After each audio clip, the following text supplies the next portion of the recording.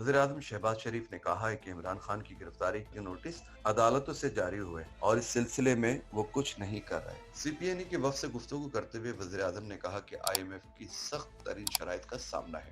पाकिस्तान का मुआशी, खारजी और सियासी चैलेंजेस का सामना है। तहम दिवालियापन का जो खौफ था वो खत्म हो गया। वज़ीर आज़म ने कहा कि इमरान खान ने हुकूमत के खात्मे के खौफ से IMF के मुआहदे की धज्जियां उड़ाई। IMF ने हमारी हुकूमत को कहा कि मुआहदे को मनवन मानना होगा। IMF से स्टाफ लेवल का मुआहदा जल्द हो जाएगा। उन्होंने मजीद कहा कि तासुर था कि शहबाज शरीफ हुकूमत नहीं चला सकेगा, लेकिन हम आगे बढ़ रहे हैं। इलेक्शन वक्त पर होंगे तो आइन, कानून और रियासत जानदार होगी, मुल्क आगे चलेगा। वजीर आजम का कहना था कि इमरान खान ने अपना घर रेगुलाइज करा लिया, गरीबों के घर को गिरा दिया। हुकूमत ने तोशाखाने से मुतल्लिक नए कवानीन बनाए। उन्होंने मजीद कहा कि मुल्क में मर्दमशुमारी का आगाज हो चुका, फंड्स मुहैया कर दिए गए। सूबाई हुकूमतों ने मर्दमशुमारी में हिस्सा डालना है। सूबाई हुकूमत के मर्दमशुमारी से मुताल्लिक तहफ़्फ़ुज़ात हैं। उन्होंने कहा कि तहफ़्फ़ुज़ात दूर करेंगे तो आगे चलेंगे। शहबाज शरीफ का कहना था कि खैबर पख्तूनख्वा में दहशतगर्दी के इशूज से मुताल्लिक गवर्नर ने लिख कर दिया है। 2 सूबों में इलेक्शन हो रहे हैं,